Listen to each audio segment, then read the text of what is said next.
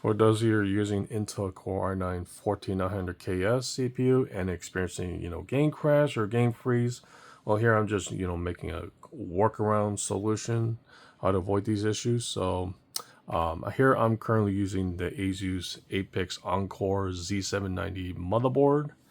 So here I enable XMP1. That's for my RAM to be overclocked at 1600 megahertz.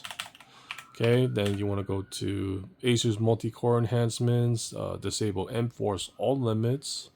Then you want to enable Intel's failsafe, which basically it sets to default behavior of the processor, oblivious to the actual motherboard design. So yeah, enable that. This can only be done with the latest BIOS, so make sure you download the latest BIOS, regardless of your motherboard vendor, like Gigabyte, EVGA, ASUS, BioStar, etc. So make sure you double check on the website. Here I was really fortunate that I was able to push around roughly 7400 megahertz to 7600 megahertz. Okay, then you want to go to AVX relay controls. So this basically sets the ratio offsets to prevent overheating your CPU. So I normally set to 2. So basically, instead of running like 5.9, then it could run like 5.7 gigahertz on, regardless of the games I'm playing. Like if you play like Uncharted 4 on PC, yeah, of course this uses the AVX2 instruction set. So instead of running 5.9 gigahertz, set to like 5.7 gigahertz, but it can still scale it because regardless of my temperature. Okay, for the DRAM timing controls, yeah, it really varies whatever the RAM I'm using. So right now I set to 38, 46, 46, 46, 108, but your mods will vary because every RAM is different. It's due to a silicon lottery. So you want to go to internal CPU power management. Okay, this allows you to set the CPU core temperature and the package temperature threshold. So I set to 70 degrees, so that instead of like running like maybe 5.9 or 6 gigahertz, maybe you can scale it between maybe, I don't know, maybe 5.3, 5.5, sometime 5.8 gigahertz. Depends on whatever the scene is happening on the screen. And of course it depends on the games I played. So yeah, I don't want to set to like 80 and 90s because it's too dangerous and it'll kill my CPU. It just wears out the transistor. That's just based on my experience with I used to have the Intel Core i9-9900K. Okay, so you want to go to, let's see. Yeah, I normally use global core SVID voltage to adapt it instead of auto. So yeah, I don't want to just run constant voltage and waste more power. And I set to cache SVID voltage to adaptive mode, which I love adaptive. And here, this is very important, the CPU system agent voltage. Because normally when people turn on the XMP, yeah, it causes a game to crash or freeze no matter what you're doing.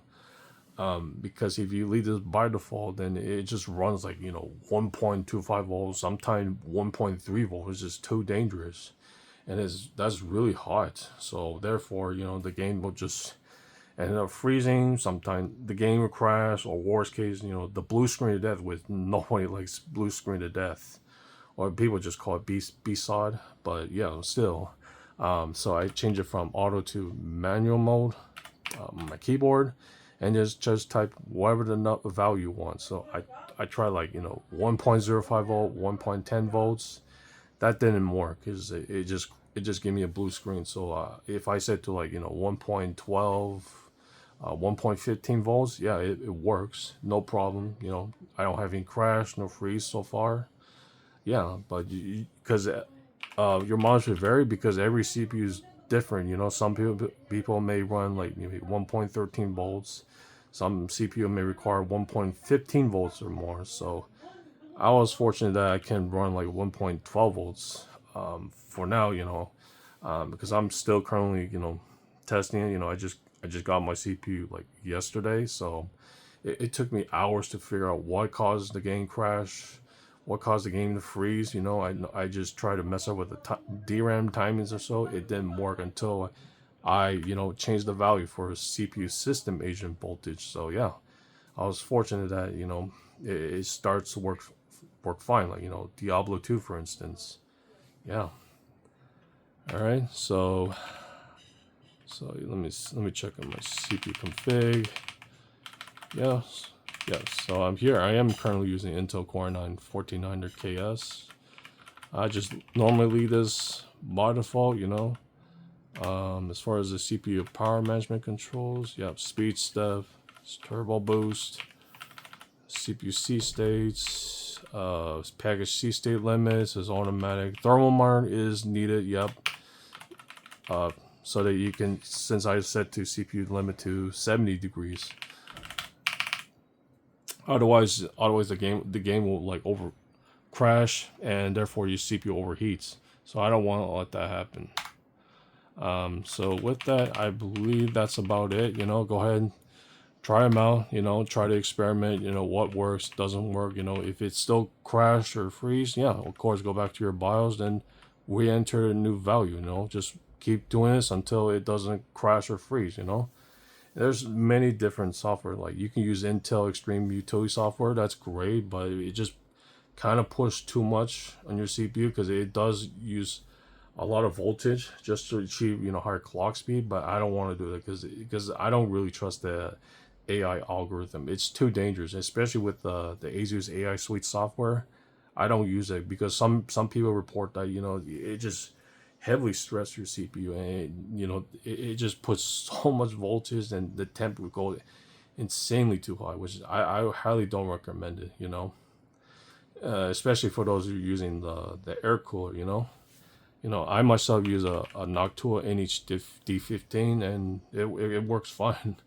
You know, the temperature is fine. You know, I normally get it around, usually between, I'll say 50, 70s on average, most of the time. You know, sometimes 40s, depends on the game I play. Yeah. So with that, I hope you find this useful. Yeah, just keep trying it. You know, go back to the BIOS, and then just keep adjusting the voltage, the clock speed, and just keep doing it until it works. So I believe that's about it. So I'm gonna end this video. So take care.